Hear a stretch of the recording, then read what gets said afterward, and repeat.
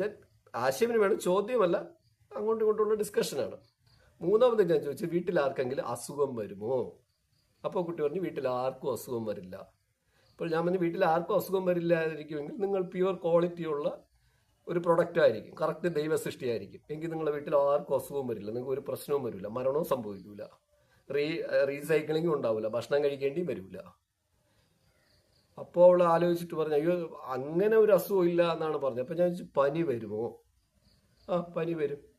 പിന്നെ നിനക്ക് പനി വരാറുണ്ടോ? ആ വരാറുണ്ട്.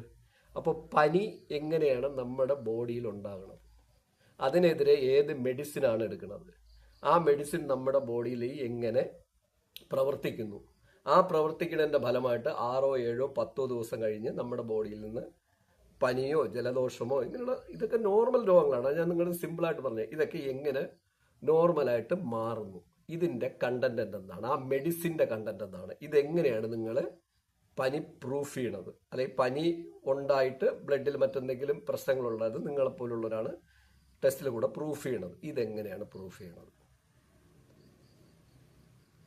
ആ കുട്ടിക്ക് ഒരു പിടുത്തവും ഇല്ല. അവൾ ഞെട്ടിപ്പോവുകയാണ് ചെയ്തത്. ഇത് അവരറിഞ്ഞല്ലേ പറ്റൂ. അത് കാര്യം വന്നപ്പോൾ അവൾ പെട്ടല്ല, അവളും ഞെട്ടി. അവളൊരിക്കലും കോൺഫിഡൻസ് ഇല്ല, സംസാരിച്ചിട്ടില്ല.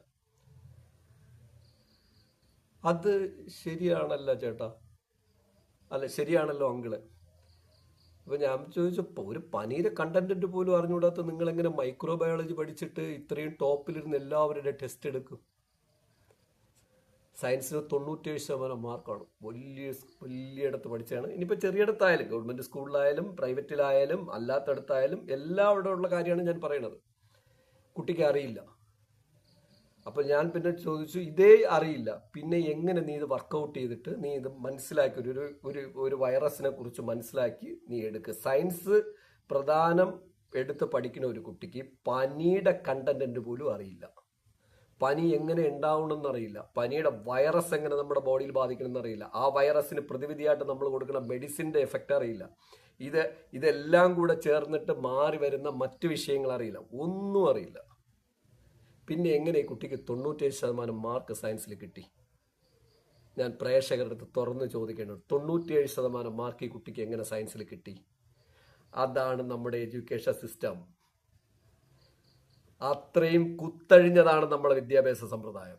അതായത് പുസ്തകത്തിൽ എഴുതി വയ്പ്പിച്ചിട്ട് ആ എഴുതി കൊടുക്കുന്ന പുസ്തകം ഞാനങ്ങ് നന്നായിട്ട് ഉണ്ണും, നന്നായിട്ട് രാവിലെയും ഉച്ചയ്ക്കും രാത്രി